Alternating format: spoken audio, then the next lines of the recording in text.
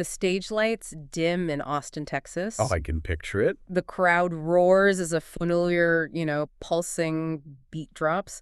It is a song everyone in the arena knows by heart. Absolutely. But then a single changed word leaves tens of thousands of fans gasping. Just one little syllable. Right. And just like that, Hollywood has a brand new obsession. It really is wild how fast the internet just tears itself apart trying to separate fact from fiction. Welcome to Starscope Report. We are bringing you another deep dive today. Yeah, we are. Join us as we uncover Hollywood drama, music industry shakeups, and viral influencer scandals. From red carpet surprises to social media controversies, we dive deep into the stories behind the fame. Because there's always a story behind the fame. Exactly. So if you have been scrolling your feed and seeing that massive headline floating around, and you know the one, Ariana Grande reunites with her ex after recent breakup, well, we have got you covered. We are getting into the actual mechanics of it today.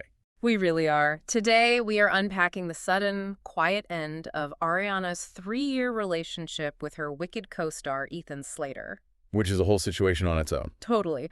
Plus, we're dissecting those internet-breaking rumors of a reunion with her ex-boyfriend, Alvarez, a full decade after their split. A decade. I know, right? And most importantly, we are looking at how all of this highly publicized drama plays into what is, unarguably, the biggest career year of her life. The stakes are incredibly high for her right now. They are, and later in the deep dive, wait until you hear the shocking fake news twist about a secret rendezvous that had the entire internet completely fooled. Oh, that part is just a masterclass in modern celebrity culture. Right, but to understand this current frenzy, we really have to start by looking at what just ended. The Ethan Slater split. Exactly. So the breaking news officially hit the press on June 8th, 2026. Yeah. But the actual timeline of this breakup is, it's much more complicated than that, right? Oh, significantly more complicated. That was Well, the reports from June 8th actually revealed that Ariana and Ethan had been quietly broken up for several months prior to the news ever hitting the press. Wait, hold on. Several months. Yeah, months. In the current Hollywood ecosystem. With paparazzi and tipster accounts and fans literally tracking private jets. Yep.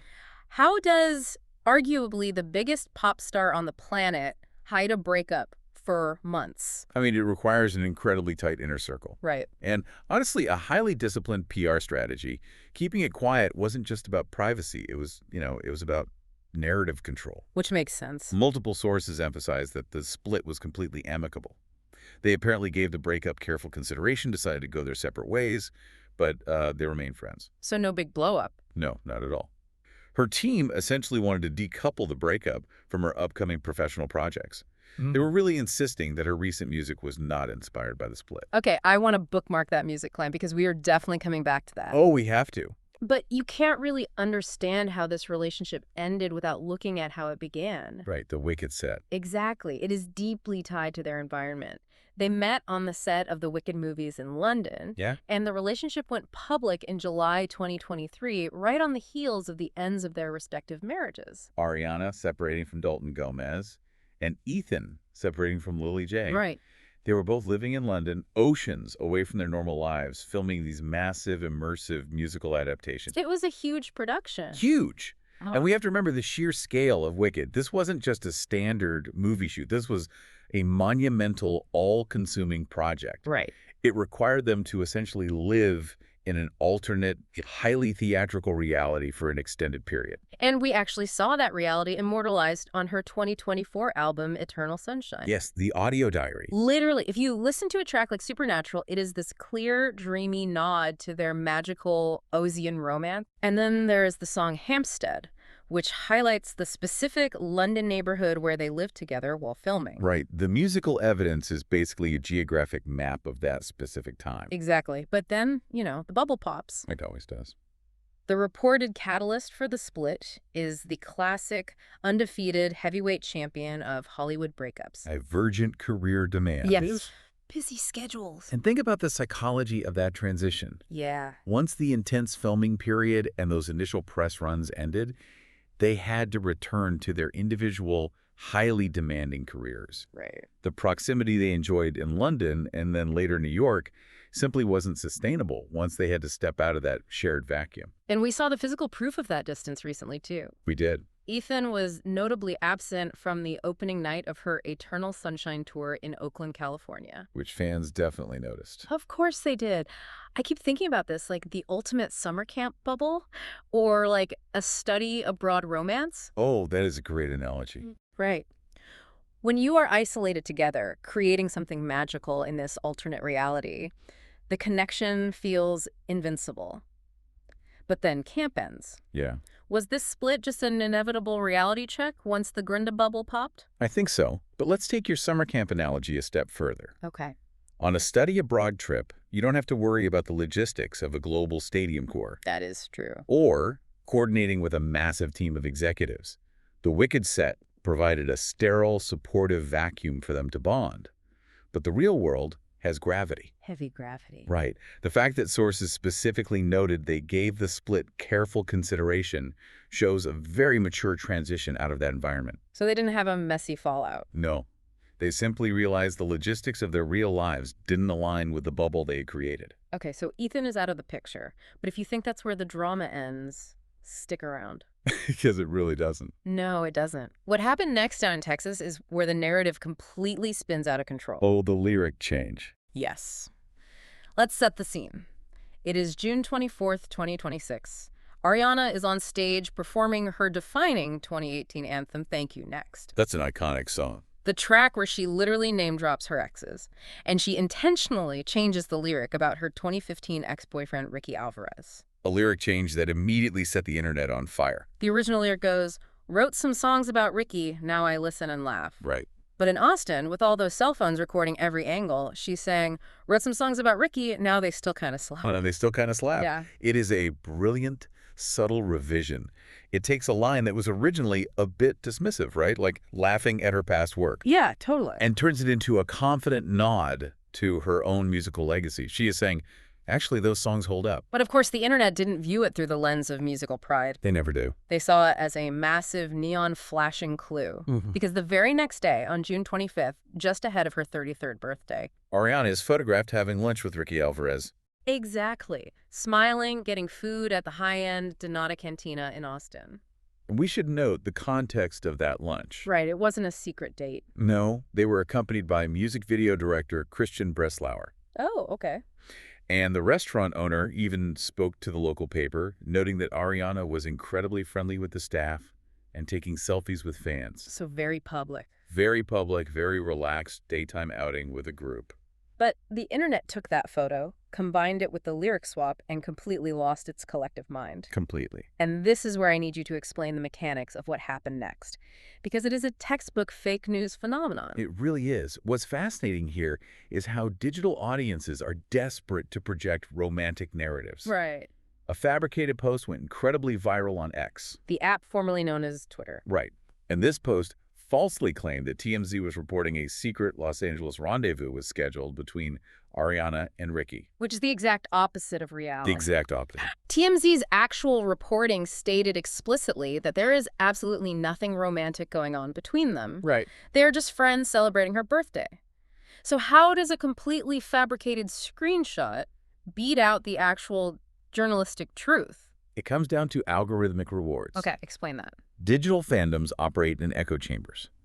A screenshot claiming a dramatic, secret romantic reunion confirms the narrative the fans want to believe. Especially right after a breakup with Ethan. Exactly. The algorithm rewards engagement. Likes, retweets, outraged quotes. Yeah. The truth, which is two people who dated 10 years ago had lunch with a director, is boring. It doesn't generate clicks. Right. So the lie travels at light speed while the truth gets buried. Okay, I hear that. But I have to push back on this a little bit. Sir. She just went through a major breakup. She is not a naive newcomer. She knows her fans dissect every single syllable she sings. Very true. Why change the lyric right now? Is she intentionally feeding the PR frenzy to boost her tour, or is this genuinely just an innocent birthday nod to an old friend? That is the big question. It speaks to the tension between being an artist and being a brand. Right. Yes, she is highly aware of her fandom's forensic attention to detail. But changing a lyric to celebrate her own discography is a very standard artistic flex. Okay, fair. The brilliance here is that she refuses to let the fear of internet rumors dictate her art or her personal life. She wanted to nod to her old songs, and she wanted to get tacos with an old friend. And she did both. She did both. It is a masterclass in how a single artistic tweak can be entirely reframed by the public. And if you are loving these Hollywood twists, make sure you are subscribed because we've got even crazier stories ahead. Oh, definitely hit subscribe. Because it really forces you to look at the history of this specific relationship. Let's take a decade in review and look at what I like to call her X-Files. Oh, the X-Files, I love that. Right. Who exactly is Ricky Alvarez to Ariana Grande? A lot of listeners might not remember the lore of 2015. Well, Ricky Alvarez is a dancer, director, and photographer. He first crossed paths with Ariana when he was a backup dancer for her honeymoon tour in 2015. They dated for a little over a year, until July 2016. And we absolutely have to talk about the most bizarre, highly specific detail of that era. Donut Gate. Yes. Ricky was the one who was right by her side during the infamous Donut Gate scandal. For anyone who needs a refresher, and we are just reporting the facts of the footage here. Right. Impartially. That was when security footage caught Ariana licking pastries on a bakery counter. Right. And she made an offhand comment about how she hates America. It became a massive, strange, global PR crisis. It was peak 2015 chaos. But think about the psychology of that. Ricky was right there with her in the trenches, weathering a totally unprecedented global backlash. Going through a trauma like that bonds people. Exactly. And when they finally split in 2016, sources noted there was no dramatic, messy fallout. No, they just drifted apart. And this is where we need to zoom out. Ricky isn't an anomaly. Not at all. She has this clear, deliberate pattern of remaining genuinely friendly with her former partners. It's almost disorienting in a Hollywood landscape full of bitter breakups. It really is. Look at her first public boyfriend, Graham Phillips. They dated from 2008 to 2011, but reunited for friendly dinners in 2016 and 2019. Right. And then, of course, there is the incredibly touching history with the Lip Mac Miller. Oh, yeah. That one is so profound. After they split in 2018, she publicly posted that she respected and adored him endlessly. And after he tragically passed away, her public handling of that grief was so raw. It was. She posted a deeply emotional tribute. And she remains supportive of Ethan Slater today, too. It is like she has a revolving door of amicable exes. Maintaining genuine friendships with your former partners is practically a superpower. It requires immense emotional maturity.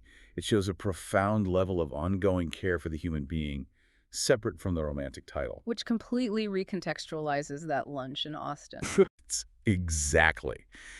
Getting lunch with an ex-boyfriend for her birthday isn't a sign of a rekindled romance. It is just her standard operating procedure. The song title, Thank You, Next, wasn't just a catchy hook. It actually seems to be her genuine lived philosophy. She honors the past without necessarily wanting to relive it. Right. And that perfectly sets up where she is right now as a professional.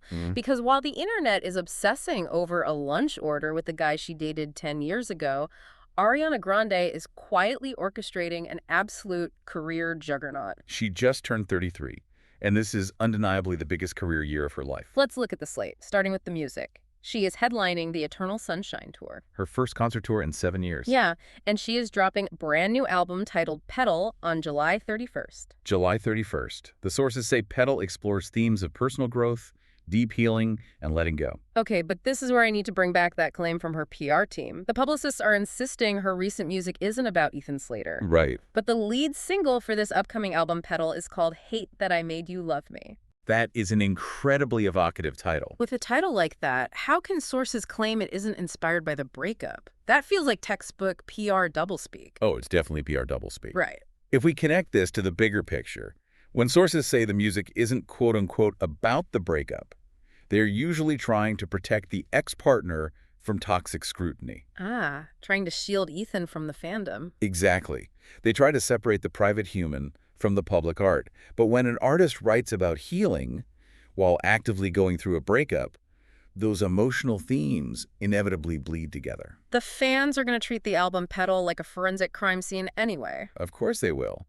But while the fans are distracted by romantic breadcrumbs, they might be missing the actual story. Which is her massive acting slate. Yes, she is a one-woman entertainment conglomerate right now. She is reprising her role as Glinda in Wicked.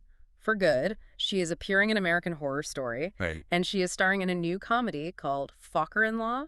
It paints a vivid picture. She is ruthlessly prioritizing her creative empire over any single romantic narrative.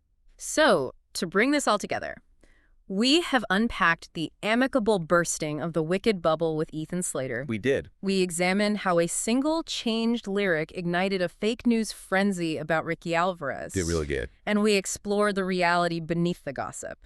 Ariana is laser-focused on building a monumental legacy in her 33rd year. It puts the social media echo chamber into perspective. It really does. So what is the actual takeaway for the listener who is just watching this all unfold? I want to leave you with a thought to mull over. We spend so much time dissecting a single changed lyric about an ex from 10 years ago. Yeah. But perhaps the most important relationship Ariana Grande is tending to right now isn't with a boyfriend at all. It is her relationship with her own legacy. Oh, wow. Next time you see a viral celebrity rumor, ask yourself, what is the artist actually trying to show us? That is the perfect question to ask. You've been listening to Starscope Report, where we uncover the stories shaping Hollywood, music, and pop culture. Thanks for tuning in, and don't forget to subscribe for more stories that keep the stars shining.